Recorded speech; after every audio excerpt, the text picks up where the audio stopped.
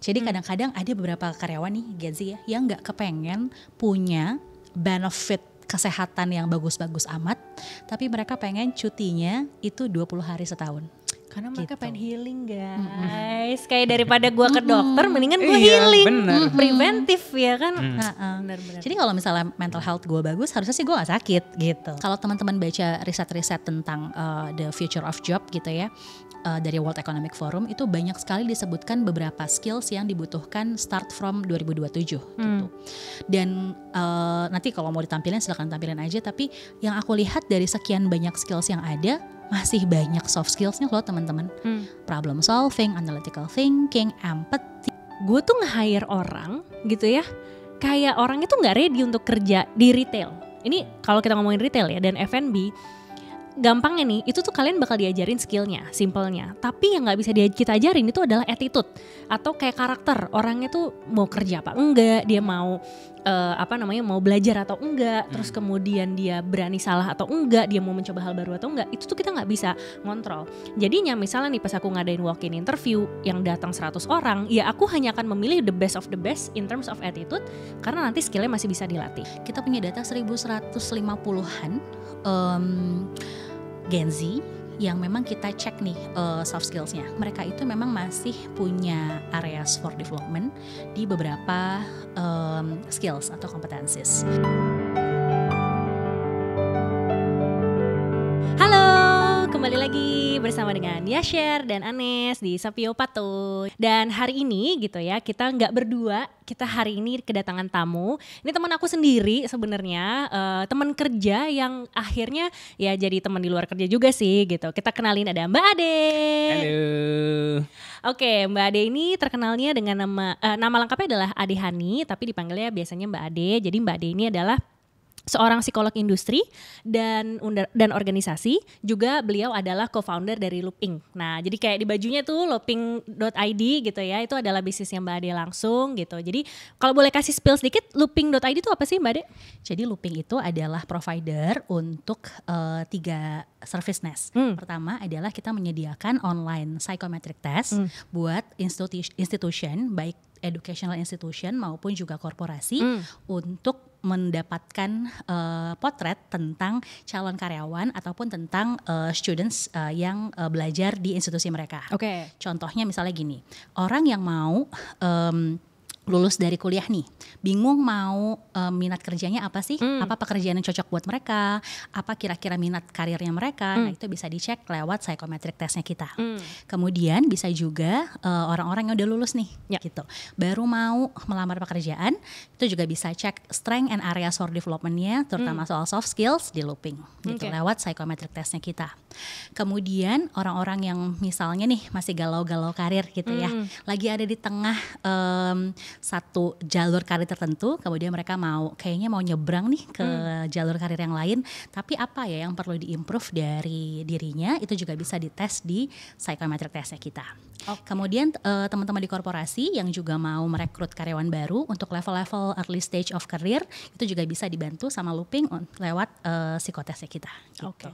Jadi memang kebanyakan tuh adalah psychometric test atau psikotes nih teman-teman taunya gitu ya. Dan psikotes ini berguna bukan hanya untuk kita memahami diri kita sendiri, terutama dalam konteks pekerjaan ya. Misalnya kayak aku baru lulus kuliah, aku mau kerja tuh kerja apa sih yang cocok gitu ya. Kalau misalnya zaman-zaman students dulu tuh kita ada minat bakat gitu kan. Terus kemudian strength area kita di mana, sampai dengan kalau misalnya ada orang mau masuk ke dalam sebuah pekerjaan, terus perusahaannya nih dia pakai tesnya dari Looping gitu kan, nanti akan jadi bisa tahu nih karyawannya tuh sebenarnya strength and weakness-nya seperti apa. Nah, itu tadi adalah si Looping gitu ya. Nah, udah kelihatan banget gitu ya, sangat psikolog industri dan organisasi. Tapi kalau misalnya teman-teman nanti ada yang bingung itu apa, kita akan bahas lagi. Tapi sebelum kita lanjut, aku pengen memberikan dulu insight tentang topik kita hari ini adalah tantangan dan kesempatan karir Gen Z di masa depan. Wah, ini menarik, apalagi kalau kita ngomongin soal Gen Z, kayaknya lagi ramai gitu ya di sosial media dengan segala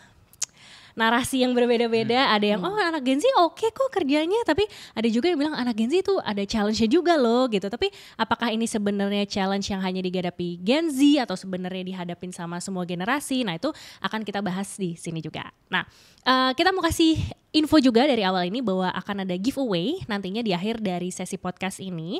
Jadi teman-teman nanti bagi yang sudah menonton, terus harus ngapain sayang kalau udah menonton? Tulis di kolom komen apa insight yang menurut kalian berguna buat kalian sebenarnya. Yes. Gitu. Terus tulis di kolom komen nanti yang menurut kita paling kece gitu. Sangat-sangat subjektif penilaiannya. Akan kita kasih kirimkan satu buah buku judulnya Showtime by Kompas Gramedia. Betul. Jadi Showtime ini adalah salah satunya. Nanti akan kita bahas soft skill tentang komunikasi, gimana kita bisa public speaking gitu ya. Jadi buku tentang public speaking namanya adalah Showtime. So kurang lebih seperti itu untuk pembukaan kita. Sekarang kita mau langsung bahas aja nih gitu ya. Mungkin aku dulu kali ya, nanti kamu bisa ngajuin. Mbak Ade, mungkin gak semua orang itu sebenarnya tahu tentang psikolog industri organisasi gitu ya. Karena selama ini mungkin yang di era kesehatan mental yang lebih terkenal adalah psikolog klinis. Artinya kalau udah ngebayin psikolog tuh cuma ngurusin soal mental health atau sakit jiwa gitu kan. Nah, tapi sebenarnya seorang psikolog industri organisasi gitu ya, itu tuh apa sih? Dan sebenarnya kalau di dalam ranah dunia karir itu posisinya biasanya adanya di mana tuh? Oke, thank you pertanyaannya Nes. Tadi sedikit tambahin ya, Lupin itu juga nggak cuma menyediakan psychometric test, tapi juga menyediakan program pengembangan diri. Jadi kita juga punya satu program pengembangan diri khususnya buat soft skills dan juga mempersiapkan teman-teman Gen Z gitu ya, atau teman-teman yang baru mau lulus untuk bisa lebih future ready di dunia kerja. Start from bagaimana sih melamar pekerjaan, menghadapi interview dan juga meningkatkan soft skillsnya mereka. Gitu. Nah, ngomongin soal psikolog industri dan organisasi, yang terkenal memang banyaknya psikolog klinis gitu ya. Tapi banyak sekali psikolog industri dan organisasi di luar sana yang memang berkarir di dunia HR ataupun juga di dunia pengembangan sumber daya manusia. Perannya psikolog industri dan organisasi itu sangat beragam. Mulai dari recruitment and selection, jadi mulai dari proses penerimaan pegawai, kita bisa bantu untuk menilai dan mengakses bagaimana strength dan area for development-nya mereka dan memberikan rekomendasi kepada perusahaan. Kemudian terlibat pula dalam pengembangan karyawan tentu saja. Setelah kita assess, kita tahu apa yang jadi kelebihan dan juga kekurangan si kandidat ini yang pada akhirnya on board di perusahaan, kemudian mengembangkannya seperti apa. Hal lain yang juga bisa dilakukan oleh seorang psikolog industri dan organisasi adalah dalam manajemen performance. Jadi performance management biasanya membantu perusahaan untuk bagaimana menilai kinerja karyawan secara objektif. Hal lain yang juga bisa dilakukan tentu saja terkait dengan peran psikolog di luar sana adalah well-being-nya karyawan di perusahaan. Karena tentu saja kita tidak bisa memungkiri adanya stres kerja, adanya tekanan di pekerjaan, kadang-kadang relasi atasan bawahan yang kurang menyenangkan itu juga bisa mengganggu well-being-nya karyawan. Karena kita yakin bahwa well-being-nya karyawan itu akan mempengaruhi produktivitasnya di pekerjaan. Gitu. Kurang lebih itu area-area yang bisa dilakukan oleh seorang psikolog industri dan organisasi. Oke. Kalau aku kan emang karena backgroundnya psikologi, jadi udah paham lah ya tentang psikolog industri organisasi, bedanya dengan psikolog klinis gitu ya. Hal yang menjadi irisan yang menarik kita berdua dan akhirnya kita kerja sama tuh dari situ adalah tentang career preparation ataupun kesiapan antara orang-orang yang baru lulus dari pendidikan untuk bisa akhirnya masuk ke dunia kerja. Jadi saat itu tuh kita nge-discuss tentang adanya gap kompetensi dari orang-orang yang baru lulus kuliah ataupun lulus SMA SMK, kemudian mereka mau masuk ke tempat kerja. Tapi ternyata industri itu punya kebutuhan yang berbeda. Ibarat kata demand-nya tuh berbeda sama supply-nya. Jadi waktu itu sering gak ketemu gitu kan, bahkan udah masuk pun masih banyak treatment-treatment yang harus dikasih. Makanya kayak Mbak Adi tadi bilang gitu kan, ada pengembangannya juga gitu. Nah, yang aku lihat saat itu sebagai seorang recruiter adalah gue tuh nge-hire orang gitu ya, kayak orang itu gak ready untuk kerja di retail. Ini kalau kita ngomongin retail ya dan F&B, gampangnya nih, itu tuh kalian bakal diajarin skillnya, simpelnya. Tapi yang nggak bisa kita ajarin itu adalah attitude atau kayak karakter. Orangnya tuh mau kerja apa enggak, dia mau mau belajar atau enggak, terus kemudian dia berani salah atau enggak, dia mau mencoba hal baru atau enggak, itu tuh kita nggak bisa ngontrol. Jadinya misalnya nih pas aku ngadain walk-in interview yang datang 100 orang, ya aku hanya akan memilih the best of the best in terms of attitude, karena nanti skillnya masih bisa dilatih. Nah, itu 2019 tuh ya, kita udah ngomongin ini seru banget, akhirnya kita kerja sama, bikin career preparation dan lain-lain. Sampai sekarang 2024 ya. Udah 5 tahun. 5 tahun kemudian. Ternyata apalagi gitu kan udah masuk generasi baru nih yang masuk ke workforce gitu, ke dunia kerja. Kalau sebelumnya mungkin lebih ke arah milenial yang which is masih kita-kita juga, sekarang udah ke Gen Z. Adalah berbagai macam narasi gitu kan, narasi yang dibilangnya Gen Z tuh begini stigma-stigma ataupun bahkan mungkin sorry to say akhirnya ngejudge Gen Z gitu loh, tanpa mungkin kita juga merefleksikan sebenarnya kenapa Gen Z bisa begitu gitu ya. Tapi anyway banyak lah ini diskusi tentang ini, dan aku pengen tahu sih Mbak Ade, menurut Mbak Ade sendiri yang saat ini di Looping itu sudah punya klien dari sisi institusi perusahaan, tapi at the same time punya data tentang psikometrik tadi kan, psikotes tadi dari karyawan-karyawan ataupun kandidat-kandidat. Masih ada gap itu nggak sih Mbak antara supply and demand kompetensi dari job market yang ada saat ini? Oke, aku bahas dulu bahwa gap antara supply and demand itu masih ada. Okay. Jadi yang namanya kompetensi ataupun soft skills dari teman-teman fresh graduate yang sekarang ini Gen Z katanya ada 10 juta yang masih belum punya pekerjaan gitu ya. Pada faktanya memang masih ada gap antara supply and demand. Jadi apa yang dimiliki oleh teman-teman Gen Z saat ini dan apa yang dibutuhkan oleh perusahaan masih ada gap. Setidaknya ada 3 sih sebabnya. Pertama adalah teknologi yang terus berubah secara cepat. Jadi kadang-kadang apa yang kita pelajari di institusi pendidikan dengan apa yang dipakai atau apa yang dibutuhkan di korporasi itu berbeda. Dan itu kan sebenarnya membutuhkan kecepatan ataupun agility dari para calon pekerja ini untuk bisa cepat belajar supaya catch up dengan semua perubahan teknologi yang baru. Jadi yang namanya upskilling itu udah harus jadi bagian dari teman-teman Gen Z ini. Jadi mereka bukan cuma harus pintar tapi juga learn how to learn gitu. Jadi belajar bagaimana cara belajar yang efektif supaya apa? Supaya ketika apapun perubahan yang terjadi, mereka bisa catch up dengan cepat. Itu sebab pertama. Sebab kedua adalah adanya ketidakmatchan nih, ketidakcocokan antara yang dimiliki oleh Gen Z, yang dimiliki oleh calon pekerja dengan kebutuhan perusahaan. Ini bisa mencakup banyak hal, bisa jadi soft skills-nya atau technical skills-nya. Dan yang ketiga justru soft skills yang memang dibahas nih by research kita telusuri bahwa memang soft skills masih menjadi isu utama. Kadang-kadang orang lulus kuliah ataupun lulus SMK begitu ya, yang diekspektasi sudah siap bekerja begitu, kenyataannya memang masih belum. Kadang-kadang permasalahan itu muncul dari sisi soft skills, baik itu komunikasinya, kolaborasinya, bagaimana dia menghandle masalah, just problem solving gitu, bagaimana mereka juga menginfluence orang untuk ikut ke idenya mereka, itu juga masih menjadi persoalan gitu.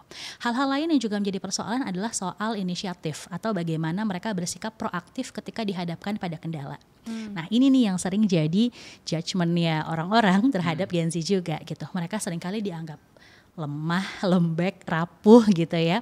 Karena memang ketika diberikan challenge nggak bisa catch up atau nggak bisa menyelesaikannya dengan baik, tapi minta healing melulu gitu misalnya. Nah ini juga yang juga masih menjadi problem gitu. Setidaknya ada 3 kendala. Tapi memang dari risetnya Looping, kita itu mengakses sekitar 1.151 Gen Z dengan berbagai tingkatan pendidikan. Ada yang lulusan SMK, ada yang lulusan S1 gitu, ada yang fresh graduate sudah lulus gitu ya. Kita punya data 1.150-an Gen Z yang memang kita cek nih soft skills-nya. Nanti aku bisa share juga kira-kira grafiknya seperti apa. Kurang lebih mereka itu memang masih punya areas for development di beberapa skills atau competencies. Terutama soal initiating action atau sikap bersikap proaktif itu seperti apa sih gitu. Jadi kadang-kadang kita memang menghadapi generasi yang berbeda itu mungkin caranya juga berbeda. Generasi yang berbeda, karakteristiknya juga berbeda. Kadang-kadang yang difokuskan oleh kita sehari-hari adalah mengedukasi employernya atau perusahaannya untuk bagaimana memanage Gen Z dengan baik. Tapi justru looping ini fokusnya adalah lebih pada yuk kita edukasi juga Gen Z-nya supaya juga lebih ready menghadapi ekspektasi dari employernya gitu. Jadi dari yang kita potret nih memang kelemahannya Gen Z adalah di initiating action. Jadi bagaimana mereka punya inisiatif, melihat ada kendala and then berusaha untuk mencari solusinya dan mengupayakan gimana caranya solusi itu bisa terlaksana dan terimplementasi sampai dengan problemnya tuntas. Gitu. Itu yang memang kami lihat masih menjadi problem. Tapi initiating action tuh jatuhnya memang soft skill ya? Jatuhnya soft skills. Artinya bisa dipelajarin dong untuk kita menjadi proaktif gitu ya? Yes. Bisa guys Nih, aku buka grafiknya ya. Mungkin nanti kita kasih lihat di layar juga, layar mana. Di sini di dataku yang paling tinggi poinnya itu customer service. Terus yang menengah yang kalau kuning tuh artinya apa? Kuning tuh membutuhkan pengembangan tapi bukan pengembangan yang signifikan. Oh, oke. Jadi kalau merah itu memang butuh pengembangan signifikan. Kalau hijau itu berarti sudah cukup baik. Oke, yang cukup baiknya cuma satu berarti. Iya. Dari 1, 2, 3, 12 dari 12 skills yang dibutuhkan, 12 soft skill yang dibutuhkan di dunia kerja, baru satu yang meeting the kebutuhan. Terus sisanya 1, 2, 3, 4, 5, 6 ada 6 yang masih kuning yang masih butuh pengembangan, yaitu influencing, compliance, result oriented, self control, planning and execution, sama leading team. Nah, yang lucunya adalah yang merah-merah ini adalah communication, stress resilience, initiating action, managing work, sama collaboration. Nah, yang agak kontradiktif menurut aku, mungkin nanti Mbak Ade bisa, ini kenapa gitu kan. Influencingnya bagus, maksudnya kayak kuning lah 2.85 nih gitu ya. Tapi kayak communication sama collaborationnya merah. Nah, maksudnya gimana? Maksudnya kalau aku nih, how to interpret the data. Aku jadi orang bego aja lah di sini ya gitu. Nanti mungkin akademisi ini bisa membantu aku untuk mengerti dan mungkin penonton juga atau pendengar juga begitu. Maksudnya cuman jago nge-influence tapi nggak bisa komunikasi tuh maksudnya gimana sih? Dalam komunikasi itu ada satu aspek yang namanya active listening gitu. Jadi justru dari seluruh yang kita assess, key behavior untuk listening itu agak banyak yang kurang untuk Gen Z ini. Jadi yang namanya kita berkomunikasi kan kita nggak cuma menyampaikan isi pikiran kita kepada lawan bicara, tapi juga kita bagaimana menangkap sebenarnya apa sih concern dari lawan bicara kita. Jadi active listening itu part of communication. Karena yang namanya communication itu kan dua arah. Bukan ngomong doang. Tentang namanya communication tuh kayak gimana lu ngomong, nggak gitu juga, tapi gimana lu mendengar juga. Yes. Jadi si Gen Z ini maunya kayak nge-influence doang, kayak lihat gue mungkin kalau bisa ditranslate secara simplify influence kayak gitu. Tapi dia nggak mau kayak kurang bisa mendengarkan orang lain. Yes. Gitu. Jadi memang kepekaannya terhadap kebutuhan orang lain, sebenarnya maunya orang lain ini apa sih gitu. Nah, itu yang memang kami lihat di hasil assessmentnya kurang gitu. Nggak bisa dengerin ini dari 1,000 lebih dari yang kita assess ya. We cannot ini ngomong tentang bisa kita generalize semua Gen Z di Indonesia seperti itu, tapi at least dari yang kami data assess itu seperti itu. Dari 1.000 berapa tadi? 1.150-an ya. Oke, 1.150. Berarti kalau misalnya kayak gitu nggak bisa dengerin, ada kemungkinan bahwa mereka nggak bisa menerima feedback. Yes, ada satu key behavior juga dalam collaboration sebenarnya, dan collaborationnya juga masih merah kan ya. Di collaboration itu ada satu key action namanya atau key behavior namanya receiving feedback. Jadi feedback itu kan kalau kita dalam bekerja kita butuh memberikan feedback pada baik itu rekan kerja ataupun juga tim kita ataupun juga atasan kita. Tapi ada aspek yang juga penting, yaitu receiving feedback. Bagaimana mereka menerima feedback dari orang lain. Dan receiving feedback itu mau nggak mau pakai apa? Pakai active listening tentu saja. Gitu. Nah itu yang juga ada nyambungnya tuh. Kenapa jadinya communication-nya masih kurang, kemudian collaboration-nya juga masih kurang. Gitu. Tapi kalau misalnya bagaimana meyakinkan orang lain, mereka membuat presentation yang bagus, kenapa hal ini penting, itu mereka nggak ada kendala. Relatif tidak ada kendala. Berarti kalau dari sekilas ya, maksudnya kayak mereka bisa berekspresi, mereka bisa menginfluence. Karena kan apalagi Gen Z hidup di zaman udah ada TikTok gitu kan, yang kayak oke, gue content creator dan segala macam bisa ngomong nih. Tapi giliran misalnya harus ngedengerin sesuatu, atau misalnya kayak tadi receiving feedback, atau misalnya kayak kerjasama berkolaborasi dengan yang lain gitu ya, itu akhirnya jadi belum terlatih gitu kali ya. Karena mungkin gue nggak tahu nih mereka udah masuk ke dalam sistem pendidikan yang baru atau tidak gitu kan, yang mungkin jadinya kalau zaman kita dulu kan selalu ada check and balance gitu, kita ada ujian dan kalau emang kita nggak lulus atau nilai kita jelek ya udah gitu, kita dipaksa untuk menerima kenyataan bahwa emang kita nilainya jelek gitu. Tapi kalau Gen Z nih, apakah memang lulusan yang dari sistem pendidikan ya, apakah memang ada sih sistem kasih feedback tes kayak gitu nggak sih, atau sebenarnya dia udah masuk ke yang era zaman sekarang nih gitu? Sebenarnya sih itu vary ya, maksudnya bervariasi antara satu Gen Z di daerah tertentu dengan yang lain, dan itu juga kadang-kadang itu depends on sekolahnya mereka juga sebenarnya. Tapi kan ini kita ngomongin secara umum dalam konteks soft skill, sebenarnya yang kita temukan adalah seperti itu.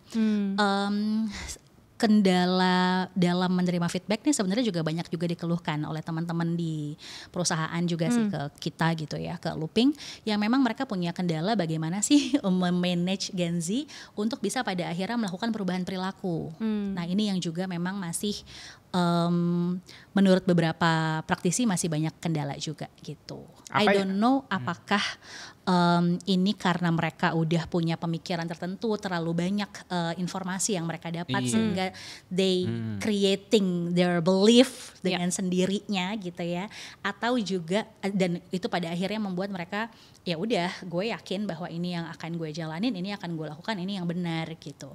Kadang-kadang kan juga kita butuh reality checking gitu ya. Apakah memang atasan kita atau tim kita atau dunia di luar dari kita itu bisa menerima apa yang kita believe atau enggak gitu. Tapi kadang-kadang memang Gen Z ini beliefnya terbentuk dari apa yang dia lihat di media sosial. Dan itu sangat dipengaruhi oleh algoritmanya. Gitu. Apa yang terjadi di saat, maksudnya efek domino short term, middle dan long term, kalau si lack of communication skill, lack of collaboration skill ini nggak berkembang, itu tuh orang jadi apa? Satu, yang namanya soft skills itu sangat bisa dikembangkan.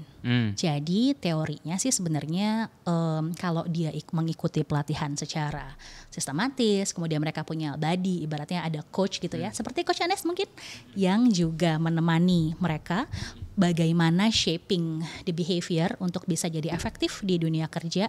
Kemudian mereka punya kesempatan, lagi-lagi kesempatan untuk mengimplementasikan apa yang sudah dipelajari.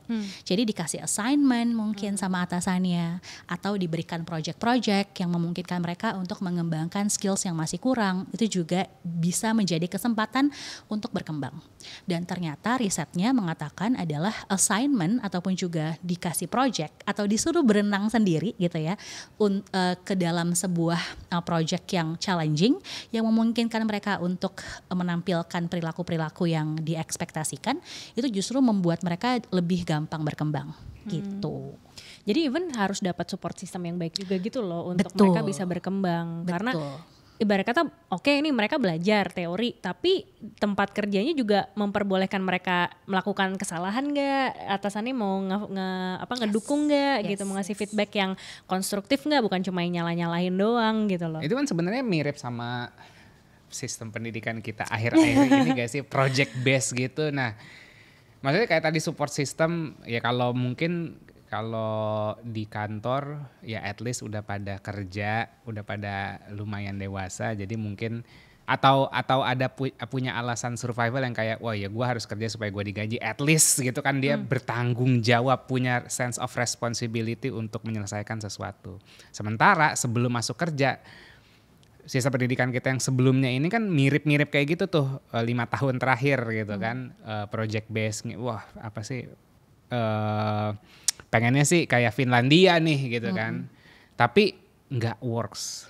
How? Malah maksudnya kayak ada, gue lihat di feed Instagram ada anak SMA nggak bisa nulis angka 9001. Ditanyain sama gurunya, coba tulis 9001 di papan tulis gitu.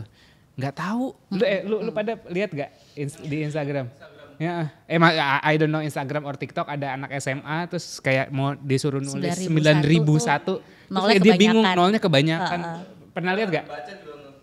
Iya kan? Nah itu mind blowing sih. Mungkin call me ignorant, gua nggak ngikutin perkembangan dunia pendidikan 5 tahun terakhir. Tapi pas ngeliat itu kayak, kok bisa dilulusin, kok bisa sampai SMA gitu. Terus ada yang komen lagi, ya sorry kalau gue kudet gitu ya, tapi iya dia bisa lulus, orang nggak ada ujian gitu. Rupanya efeknya separah itu ya. Nah gimana kalian akademisi menanggapi ini? Silakan Ibu. Dilempar lagi. Iya dong, kan yang punya datanya. Iya, Yes. Tapi tadi nanggepin Anes ya, sebenarnya support system itu very important. Jadi nggak bisa kita menuntut individu untuk melakukan perubahan perilaku tanpa kita sediakan lingkungan yang juga mendukung dia untuk bisa menampilkan perilaku itu. Jadi kalau misalnya ada sebuah tuntutan nih dari sistem pendidikan kita, tentunya juga harus diimbangi dengan apa sih lingkungan yang dibutuhkan untuk seseorang perform that behavior gitu.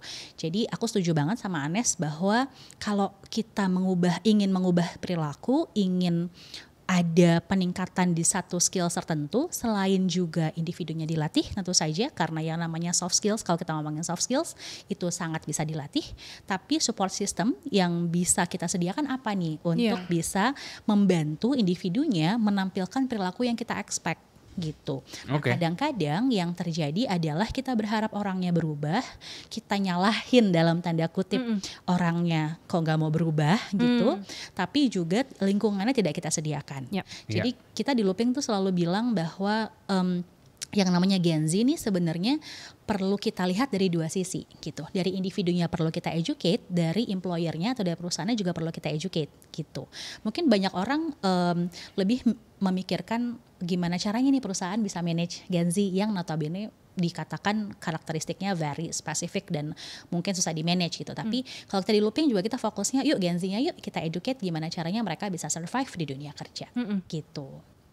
Jadi tadi kalau ngomongin soal kenapa sih banyak sekali, nggak banyak sekali, mungkin ada beberapa kita temukan bahwa ada orang-orang yang kayaknya kok nggak meet expectation ya untuk level pendidikan tertentu. Nah pertanyaannya adalah apakah tuntutan perilaku atau tuntutan kompetensi atau tuntutan skills yang diharapkan dimunculkan oleh yang bersangkutan memang punya sebuah environment yang mendukung untuk si anak ini menampilkan perilaku itu. Bisa jadi lewat apa? Lewat ya lingkungan pendidikannya, pengajarnya, sistem penilaiannya. Nah, apakah itu memang align gitu ya, sejalan dengan apa yang diharapkan. Jadi perubahan perilakunya maunya apa nih gitu.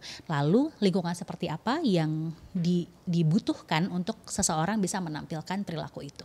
Yap. Ya, let's say kayak buah aja, maksudnya kayak pertama ada pohon mangga gitu kan, ada pohon mangga terus buahnya, kayaknya kurang manis nih gitu, gue mau manisin di buah mangga ini gitu. Cuman dipupukin doang, tapi rupanya tanahnya nggak subur, tanahnya kering atau apa ya lingkungannya nggak mendukung untuk pertumbuhan. Itu yang lagi musim nih, anggur nggak ada bijinya tuh, yang lagi viral tuh. Itu kan dipaksa, apa sih kayak ada suntikan-suntikan yang nggak organik, kan sama aja sebenarnya kayak gini kan, yang kayak dipaksa untuk berbuah gitu kan, jadi kayak karbitan gitu ya. Nah anggapannya kayak gitulah, kayak butuh environment, butuh tanahnya subur, butuh mataharinya panas, butuh mataharinya juga apa segala macam, butuh airnya juga, nggak cuman pupuknya doang terus berharap buahnya jadi berubah dan manis gitu. Mudah-mudahan mungkin kalau perubahan itu mau kita hasilkan. Iya, Kan tentu saja kalau kita mau perubahan yang cepat, artinya lingkungannya harus kita gas lebih banyak nih, gitu. Bukan cuma individunya. Jadi nggak bisa cuma sekedar kayak expecting untuk orang berubah, tapi kita juga harus merefleksikan diri apakah kita bisa mendukung nggak perubahan itu gitu. Apalagi kalau kita memang mau itu terjadi di lingkungan kerja kita. Tapi ngomongin, maksudnya menanggapi obrolan ini juga ya, aku realize juga, correct me if I'm wrong ya Mbak Ade, tapi as a coach, mungkin aku tidak berbicara seperti data yang Mbak Ade punya. Tapi based on apa yang aku dengar dari orang sekeliling aku dan juga bagaimana aku juga ngobrol sama anak-anak Gen Z-nya ini, aku rasa yang membedakan antara milenial zaman dulu masuk kerja dengan Gen Z zaman sekarang masuk kerja, sebenarnya kita melalui hal yang sama, kebingungan gitu ya.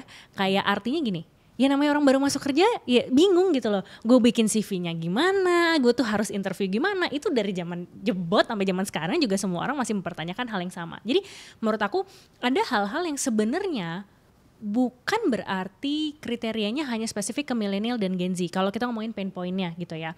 Tapi memang secara karakteristik dari pengembangan tersebut yang aku lihat berbeda dari milenial dan Gen Z adalah milenial itu masih lulus dari sistem pendidikan yang kalau ada apa-apa tuh kayak diseragamin gitu.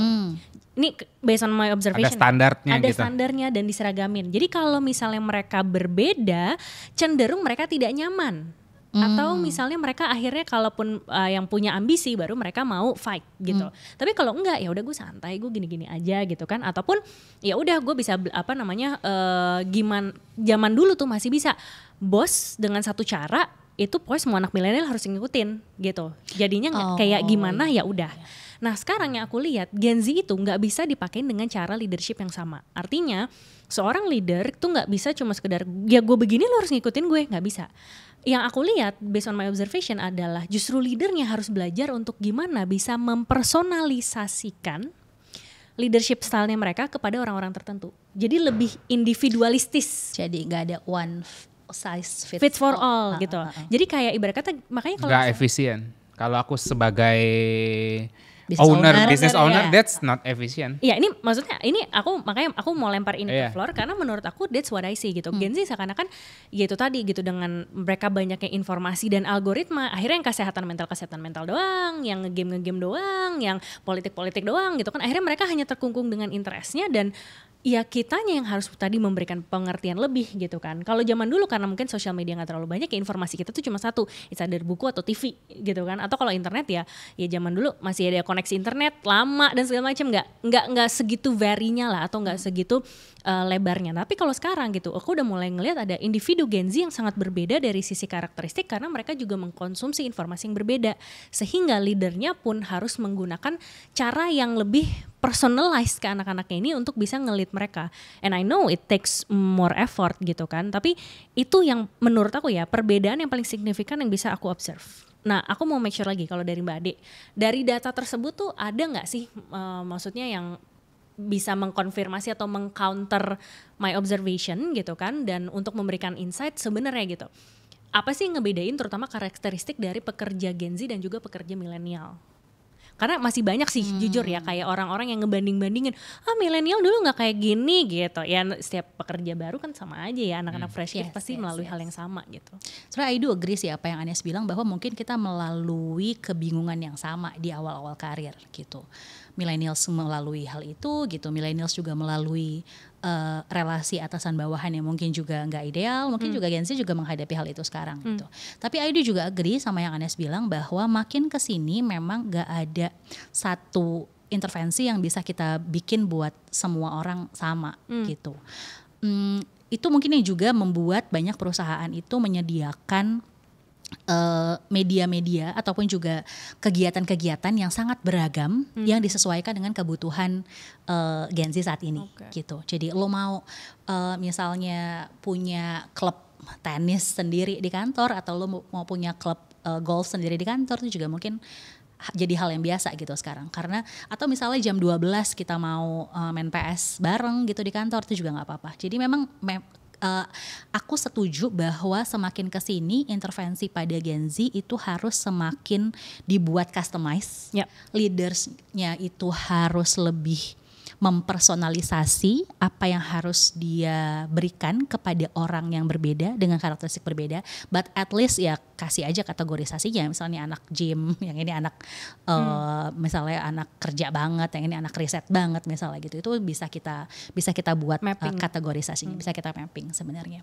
Nah, dari yang kami temukan berdasarkan hasil assessment itu, sebenarnya juga jadi penting adalah bagaimana memberikan satu ruang ataupun juga environment dalam bekerja buat para Gen Z ini yang memancing mereka untuk juga lebih banyak berkolaborasi, lebih banyak mendengarkan, dan juga lebih banyak punya paparan atau punya exposure terhadap problem, sehingga mereka bisa crafting gitu apa solusinya. Jadi kadang-kadang sebenarnya challenge di pekerjaan itu kadang mesti kita buat gitu, kadang mesti kita create untuk melatih para Gen Z ini untuk bisa belajar bagaimana mengidentifikasi masalah, menyelesaikannya, sampai dengan mereka punya pengalaman untuk ternyata problem yang ini solusinya begini dan ke depannya harus apa gitu. Jadi memang aku setuju banget bahwa memang intervensi jadinya kita harus lebih beragam, lebih mengenal tim kita, dan juga leadership style-nya juga harus jadi disesuaikan gitu. Tapi aku ngerasa aku ada perubahan dari segi perspektif. Aku juga dulu, maksudnya gini, ini sedikit history aja ya. Dulu anak korporat, anak agency banget gitu ya, kerjaan full time gitu. Terus sempat apa sih sabatikal, terus kita ke Bali, terus jadi hippies yang nggak tahu waktu, yang jadi ini get it flow banget. Terus akhirnya sempat balik lagi ke Jakarta pakai gaya Bali, tapi rupanya nggak kena tuh, nggak matching sama gaya perusahaan di Jakarta. Terus akhirnya mental lagi gitu kan. Dan di situ aku dan aku sempat pas keluar dari Bali itu jadi seorang leader, punya berapa bawahan, 12 bawahan gitu, dan aku mencoba kayak servant leader abis gitu kan, mentok servant leader banget gitu. Saat itu aku ngerasa kayak wah ini yang gue lakuin bener banget gitu, dan memang tim aku tuh sayang banget sama aku lah, lu kayak wah ini leader paling keren lah gitu. Kalau misalnya gue kasih mawar lah kadang-kadang sebulan, wah serius dapat mawar gitu, bener-bener servant leader, dan aku bangga ngelakuin itu. Tapi makin kesini makin saat aku ngedengar conversation ini, terus aku memposisikan diri sebagai business owner, it feels not really efficient. Kayak nggak bisa juga kita mentok banget di situ yang kayak bener-bener jadi servannya para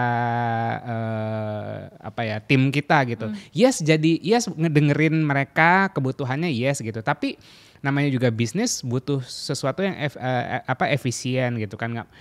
Kalau misalnya kita harus nge-provide service, ini aku mencoba ini ya, kita diskusi ini nge-provide setiap divisi atau setiap anak dengan personalisasi masing-masing, it's really boros gitu. Nah, iya kan, maksudnya boros banget gitu, kayak boros energi dari segi uang, dari segi leadersnya juga harus punya amunisi A sampai Z nih gitu supaya bisa mengakomodir kemauan gitu kan. Makanya kayak namanya dibikinin seragam, namanya dibikinin SOP gitu kan, supaya lebih efektif dan efisien. Dan aku juga pengen menghimbau juga sih sama anak-anak Gen Z, mungkin ini narasi ini mungkin lahir dari traumanya para milenial yang disuarakan juga di sosial media dan dikonsumsi sama Gen Z, bahwa gila dulu kita militer banget mungkin kayak gitu ya. Terus Gen Z mungkin kayak oh iya gue mau more freedom, more inclusivity segala macam. Yes itu benar juga gitu, tapi kalian juga mesti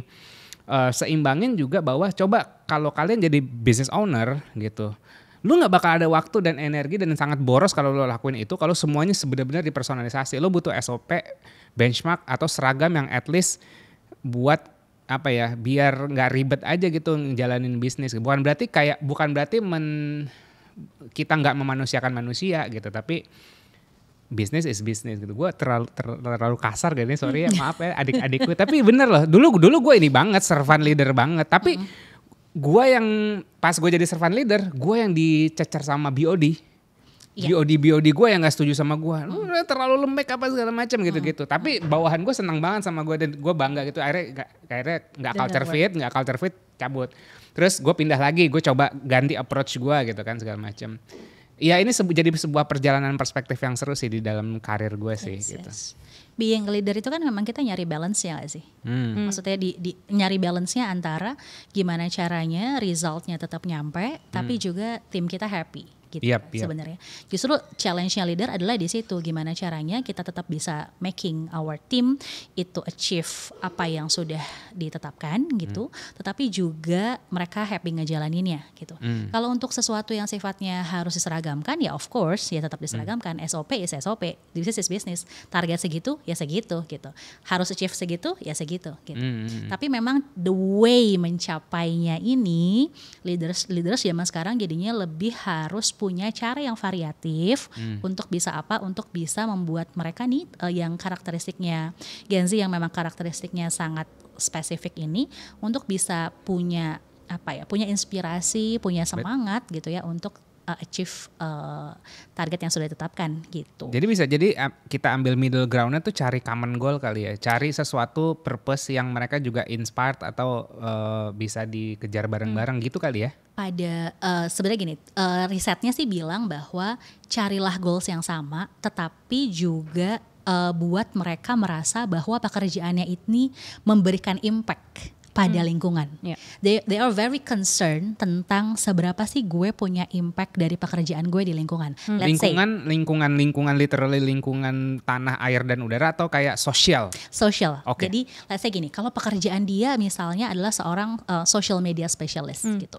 Kita sebagai leader nih harus punya narasi ini. Kenapa sih lo as a social media specialist itu harus bikin campaign ini? Kenapa narasi ini yang mau kita bangun? Apa impactnya buat our audience? Kenapa kita melaksanakan ini dan siapa yang akan kita bantu? Kenapa pada akhirnya apa yang lo kerjakan ini begitu membantu orang gitu.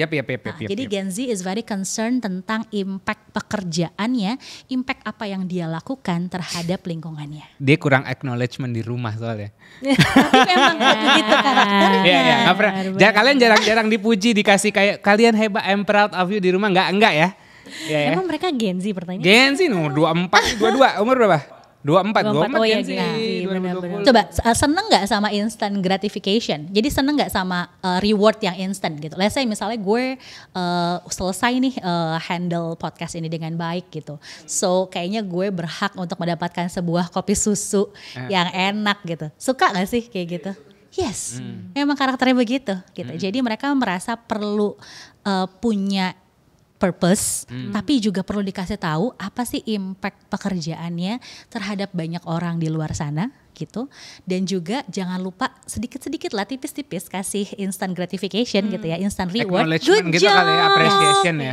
Good job ya Ser, thank you so much, project ini berjalan dengan baik. Abis ini kita makan-makan ya di depan aja lah, makan-makan yuk gitu. Iya sih benar. Tapi kalau dulu kita bonus tahunan, sekarang mungkin kali bonus bulanan kali ya, kayak makan-makan bulan. Lebih kecil-kecil, jadi rewardnya lebih dibuat kecil-kecil. Dan ingat valid gak Gen Z? Okay. Reward itu not necessarily harus financial gitu, tapi juga bisa soal apresiasi. Betul. Kita ajak misalnya meeting dengan level yang lebih tinggi, ikutan meeting sama klien yang lebih strategik. Involvement. Jadi Gen Z itu juga senang sekali dengan involvement.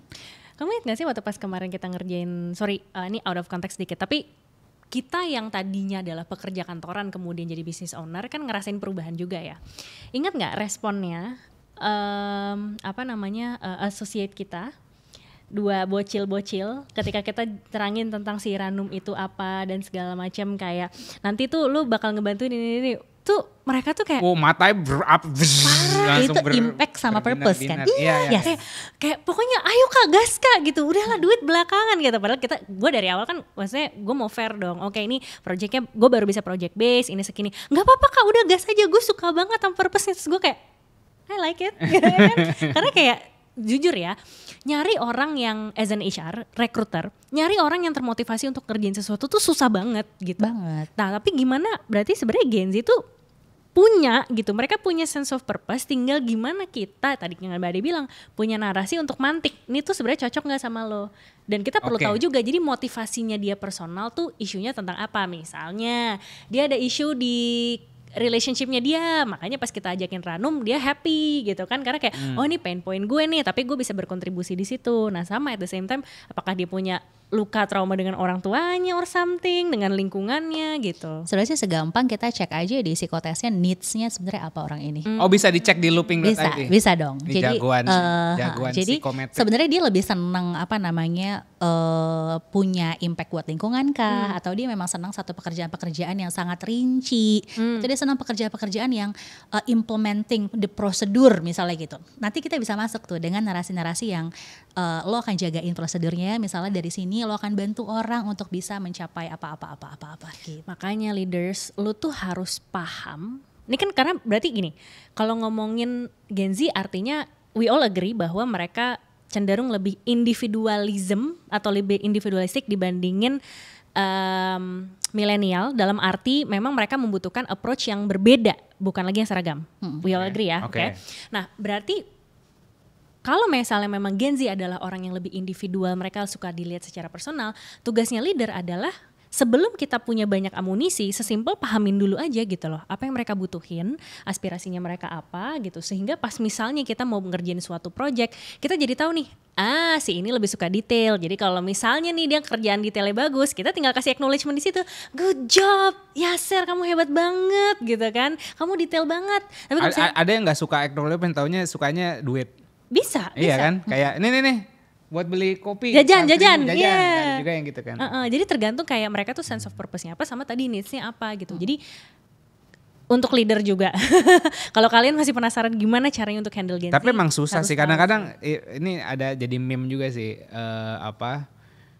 apalagi di agency kan, untuk ngedorong sebuah tim untuk lembur gitu, kadang-kadang kayak cuma dikasih pizza gitu, kayak wah tahun ini kita revenue-nya naik 50% gitu, tapi hadiahnya apa? Pizza party, gubrak gitu kan. Akhirnya padahal sebenarnya orang, ya ada orang yang suka kayak pizza makan-makan, ada yang suka mungkin gue maunya duitnya aja, atau gue mau tambahan cuti dong 1 hari gitu.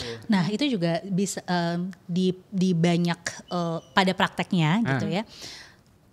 Reward itu juga bisa berupa cuti. Jadi kadang-kadang ada beberapa karyawan nih Gen Z ya yang gak kepengen punya benefit kesehatan yang bagus-bagus amat, tapi mereka pengen cutinya itu 20 hari setahun. Karena mereka gitu. pengen healing guys. Kayak daripada gua ke dokter mendingan gua healing. Preventif ya kan. Benar-benar. Jadi kalau misalnya mental health gue bagus, harusnya sih gue gak sakit gitu. Tapi gue belajar banyak sih, maksudnya ini mungkin baru setengah jam podcast ini, aku menempatkan diri sebagai business owner gitu, dan mungkin timku akan Gen Z nantinya gitu kan. Benar. Ya insight yang cukup bagus sih. Ini buat didengar para business owner. Tapi ya jangan lupa juga Gen Z tetap perlu kita educate untuk apa? Untuk soft skills-nya juga jadi tambah bagus gitu. Yap, harus ketemu di tengah ya. Ketemu di tengah. Yeah. Dua-duanya tetap harus kita intervensi gitu. Nih kamu ada lagi, aku mau balik lagi ke grafis karena ada sesuatu yang menarik. Ada sesuatu yang menarik. Ini kan customer service kayaknya hijau nih tingginya gitu. Terus kayak komunikasinya rendah. Gimana dia bisa kayak how come customer service-nya tinggi tapi komunikasinya bukannya dia butuh. Tapi kan tadi kan komunikasinya karena active listening-nya kurang. Customer service juga harus dengerin customer dong. Yes. Nah, ini penjelasannya. Ahlinya. Ya. Customer service orientation ini bagus sekali karena kita terbiasa untuk dalam bekerja kita mendapatkan standar. Jadi siapapun user kita, siapapun let's say yang jadi customer kita, itu caranya melayaninya kayak begini gitu. Biasanya memang di banyak perusahaan Indonesia itu udah ada SOP-nya gitu. Handle klien harusnya seperti apa. Jadi kalau soal bagaimana memahami kebutuhan customer and then doing all the customer service process gitu ya, itu mereka nggak punya kendala. Tapi ketika memang ada hal-hal yang sifatnya ternyata customernya nggak bisa dihandle dengan proses yang normal aja, yang sesuai dengan SOP dan butuh pendekatan yang berbeda. Nah ini kan beda lagi. Skillnya beda lagi. Itu kan melibatkan communication juga gitu. Oke, tunggu. Customer service ini bukan selalu yang kayak halo dengan ini, Enggak, bukan customer. enggak. Misalnya account manager di agency, ya kan? Atau kayak teller, HR pun juga. HR, Finance deh yang bikin Finance. report. Ya, itu Jadi customer juga service kan. Customer-nya adalah Iya. usernya. Iya, oke. Jadi agak lebih luas. Jadi peresnya bisa peres ke customer, ke user, tapi broken insight gitu. nangkep masalahnya. Oh. Ketika memang ada hal-hal yang memang di luar dari apa yang sudah biasa. Kalau misalnya hanya melayani, memberikan service yang biasa sesuai SOP, mereka bagus-bagus aja gitu. Jadi kalau tiba-tiba ada a different challenge, misalnya kayak tadi misalnya let's say lo account manager gitu. Oke, selama ini customer lo biasanya moodnya begini nih gitu kan, baik-baik aja. Suatu hari dia bad mood banget karena dia lagi berantem sama suaminya atau sama pacarnya gitu kan. Jadi dia marah-marah gitu. Nah kalau tidak terbiasa menghandle orang marah-marah mungkin akan bingung gitu. Jadi susah berkomunikasi. Ya, itu kan different skills dari customer service orientation sebenarnya. Gitu. Jadi it's all about your communication, your active listening tentu saja. Dan akhirnya kita baru bisa problem solving kalau kita akhirnya udah bisa active listening, nangkepin. Ya, sebenarnya kebutuhannya apa. Dan mendengarkan feedback tadi yang kita sempat bahas itu kan juga masih menjadi areas for development buat orang-orang yang setidaknya kita assess. Sebanyak 1.150-an orang ini gitu. Jadi itu sangat terkait di communication tadi, active listening-nya yang masih perlu di develop. Oke. Mbak Ade, aku mau, kalau tadi kan data yang berdasarkan impresi kita dari datanya Mbak Ade ya, tapi dari Mbak Ade sendiri ada gak sih, maksudnya dari data yang Mbak Ade punya yang pengen kamu highlight, yang menggelitik atau yang interesting buat kamu gitu, yang pengen kamu bagikan entah itu ke Gen Z ataupun untuk leader-leader Gen Z? Yang pengen aku bagikan justru ke Gen Z adalah jangan pernah menutup diri buat belajar sih. Karena bagaimanapun by research makin kesini ternyata banyak fungsi-fungsi yang sifatnya dari kita nih sebagai pekerja yang sifatnya teknikal itu banyak sudah mulai digantikan oleh AI. Gitu. Jadi sisi manusia kita lah yang harus kita sangat pertahankan, which is empathy-nya kita, dan itu semua soft skill sebenarnya. Kalau teman-teman baca riset-riset tentang the future of job gitu ya, dari World Economic Forum itu banyak sekali disebutkan beberapa skills yang dibutuhkan start from 2027 gitu. Dan nanti kalau mau ditampilin silakan tampilin aja, tapi yang aku lihat dari sekian banyak skills yang ada masih banyak soft skillsnya loh teman-teman. Problem solving, analytical thinking, empathy gitu ya. Kayak misalnya kita seorang programmer aja ya, kita mau bikin apps gitu.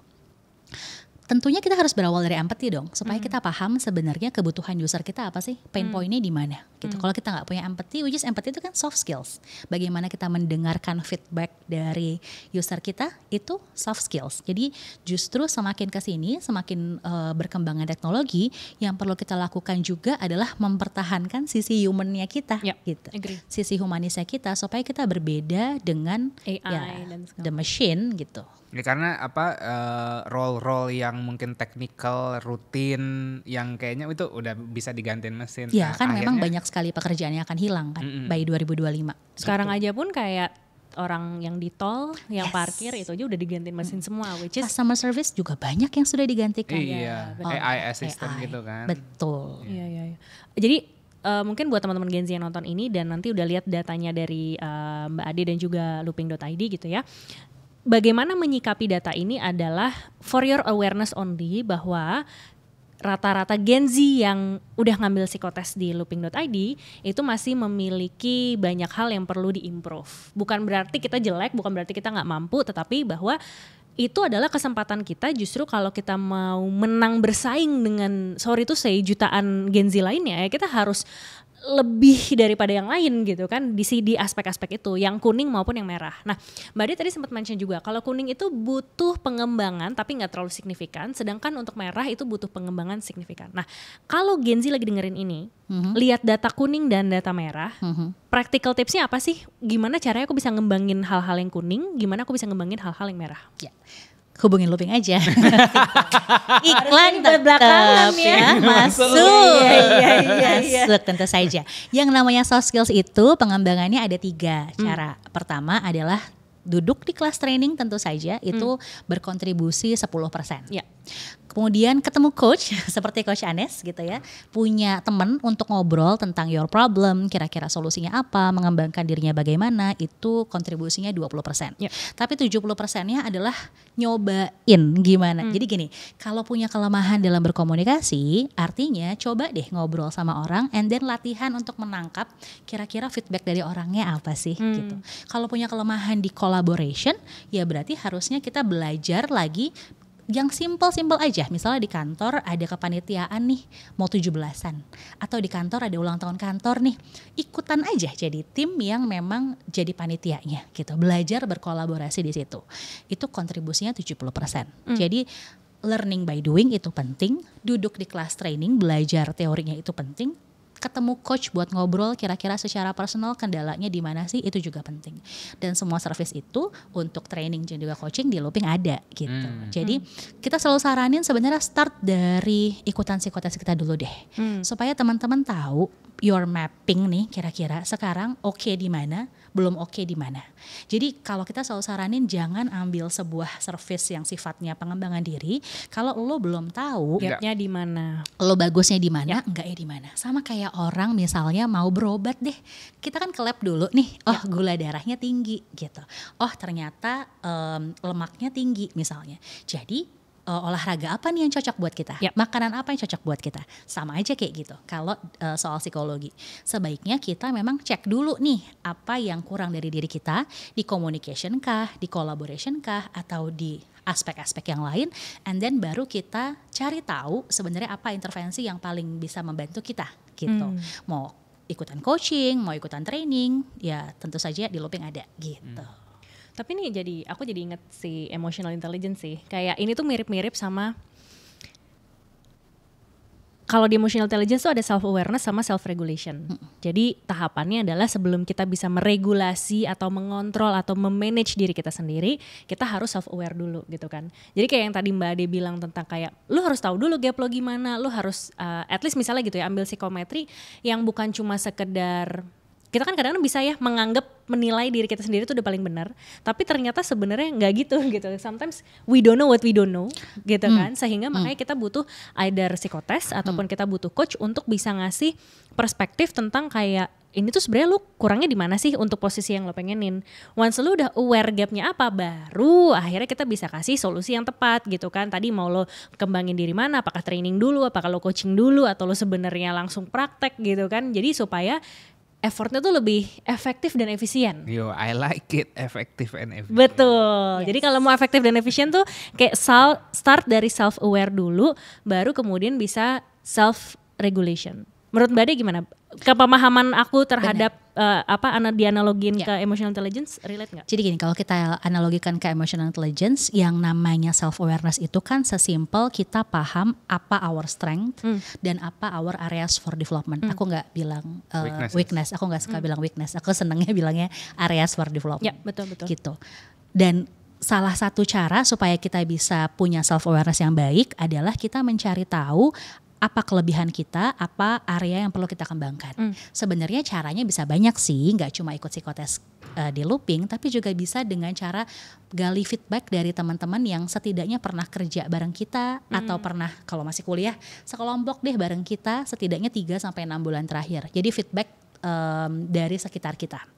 Nah, sebenarnya kan ikutan psikotes di Looping itu adalah supaya kita punya satu penilaian yang objektif tentang soft skills kita kan. Sebenarnya kalau misalnya nggak ikut itu, teman-teman bisa juga minta feedback dari orang-orang yang memang mengenal teman-teman.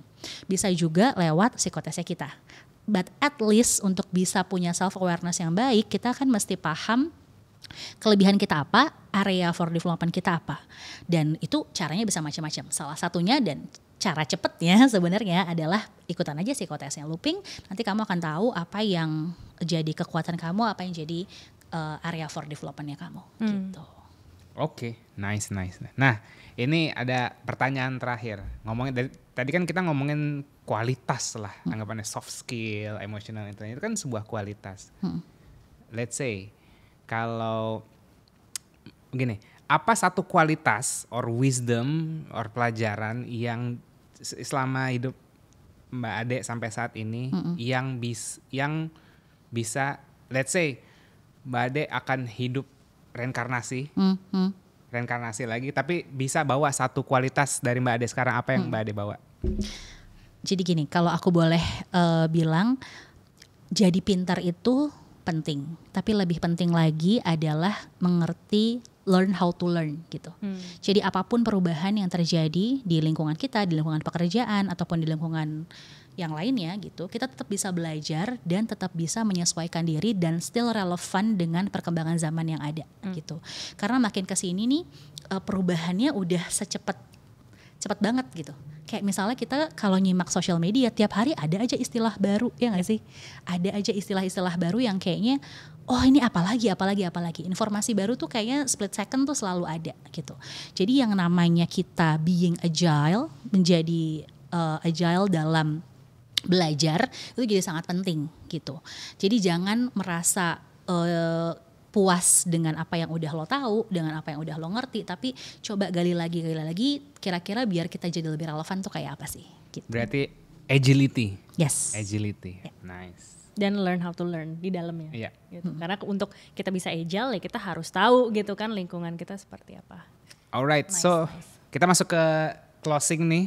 Jadi coba mungkin tadi udah nge-shoot dikit nih masuk bolanya untuk mempromosikan Looping. Mungkin ini yang lebih space yang uninterrupted lah buat Mbak Ade. Mungkin kalau yang mau nge-follow Mbak Ade atau nge-follow Looping boleh disampaikan ke kamera. Bisa follow aku di Instagram Grow with Adehani, di TikTok juga ada. Aku baru belajar nih bikin konten dari Coach Anes, jadi maklum kalau misalnya kontennya masih sedikit, tapi insya Allah akan selalu konsisten sharing banyak hal, terutama soal soft skills buat teman-teman Gen Z gitu.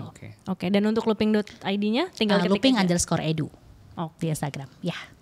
Alright, kita mau ngasih remind sekali lagi bahwa kamu bisa dapetin buku Showtime by Kompas Gramedia dengan cara menulis komentar, ya di kolom komentar, insight apa yang paling berguna buat kalian. Nanti kalau pemenangnya akan kita hubungi dan kita kirimin buku lah gitu. Yes, oke. So I think that's a wrap from our session today, Mbak Ade. Hani, terima kasih banyak. Aku yang udah makasih, sharing. terima kasih banget. Nanti segala link-link yang diperlukan kasih ke kita biar kita bisa pasang di bawah, sehingga teman-teman bisa lihat juga tuh ya hasil risetnya. Kalau mau hubungin Looping kemana, nanti teman-teman silakan yang butuh bantuan, please jangan ragu untuk reach professional help, terutama biar lebih efektif dan efisien. Oke.